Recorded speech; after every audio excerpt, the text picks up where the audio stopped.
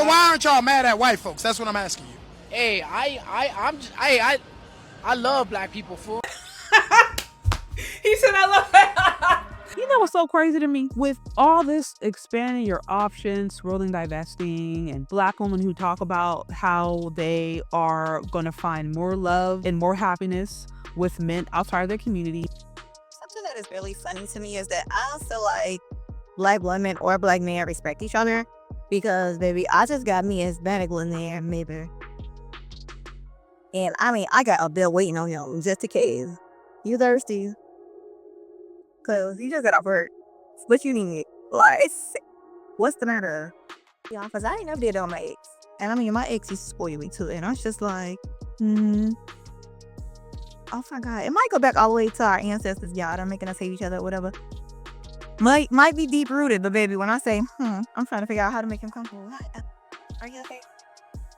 Like, what I rarely hear them talk about is the anti-blackness that exists in other culture, which is very prevalent. Because we have to remember that colonization impacted like the entire world. You know, there's that old saying, the sun never stepped on Britain. What they're essentially telling you is that white colonialism was global and there are implications to that. So these women like to just pretend like they're going to go into these other cultures and just be widely received, and these non-black mothers and grandmothers are going to be happy that their non-black son is bringing home a dark-skinned, kinky-haired girlfriend to create mixed little babies, and that's just not always the case. So I ran across this video of this dude who just basically put Mexican culture on blast, right? And any of you guys who are familiar with it, I've had a lot of Mexican friends. I've had a lot of interactions with Mexicans over the years. I live in California, so it's like that. I have had great interactions with Mexicans and just the Hispanic community or Latino community in general. I've had no issues, but I would be lying if I was to say that they have not talked to me especially about colorism, features, and texturism. Like, it's super real. And in this video, there's this Mexican dude who basically just breaks it down just to its purest form. Mejorando la raza is real. Okay, so let's hear what he has to say and we'll go from there. If your parents didn't want you dating a black girl, is that racist?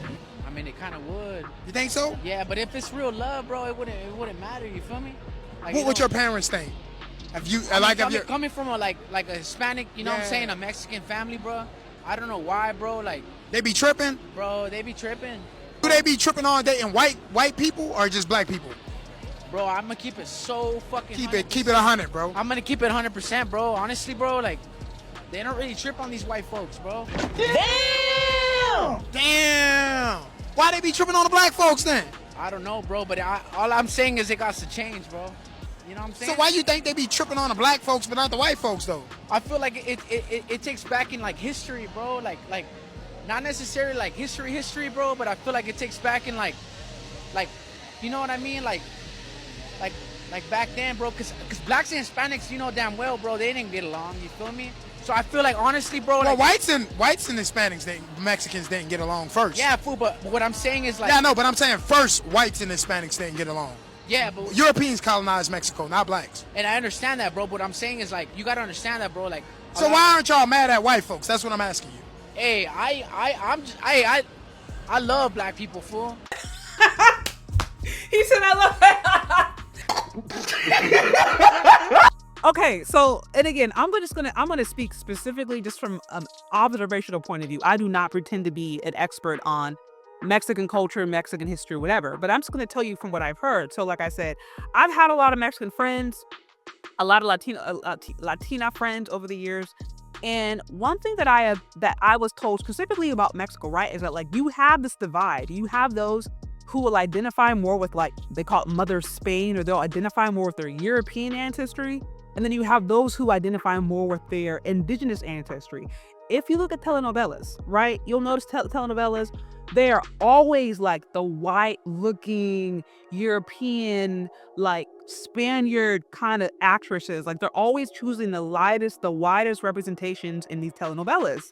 But when you actually go to Mexico, Latin America, you'll see that there is a wide variety of complexions, even in Mexico. So again, that goes back to this tension that exists in a lot of Latino communities, which is, again, blackness being othered. Of course, that is largely a result of colonization. Even to this day, you'll see that in the Latino community, you'll have those who identify with Spain, and they're kind of like, you have like active white nationalists of like Mexican background. Enter Nick Fuentes, Fuentes, right? Like Fuentes is not an Anglo-Saxon name, like that is a Spanish name. So you have Mexicans who very much identify with Spain, who are trying to be white, who aspire to be white. And so when they come into the United States, like they want to distance themselves from the lower caste Black person, and they want to be as close as possible to whiteness. And so they may have beef with Black people, they will not get along with them sometimes, or they will look down upon them, they may try to intermarry with whiteness, like very, very, very real thing. But at the same time, you'll also have those who they're more in tune with like their indigenous roots. And so they're against that. Like they don't really rock with Spain, like they see it as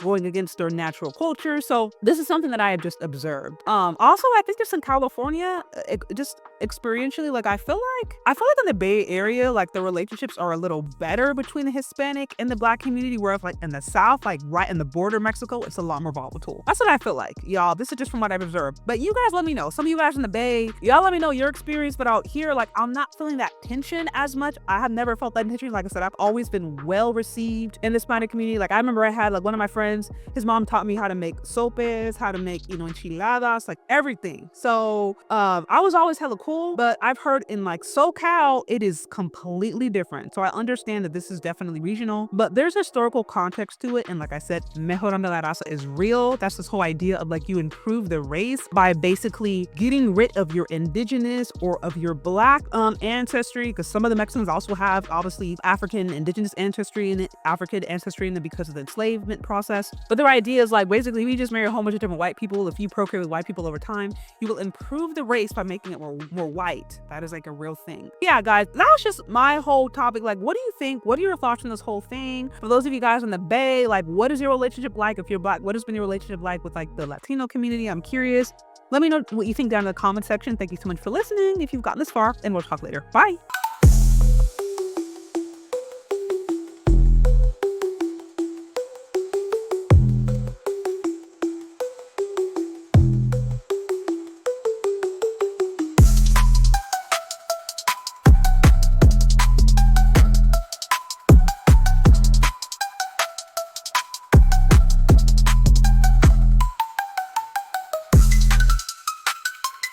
I'm really excited to announce my new kids book, Aisha Learns to Love Her Hair. Aisha's hair is stunning, but she struggles to see its beauty. Through encouragement and wisdom from Grandma Lily, Aisha learns powerful lessons about self-acceptance. Aisha's journey is a heartwarming tale of family, culture, and confidence. Share her magical journey with your little loved one today, available for purchase.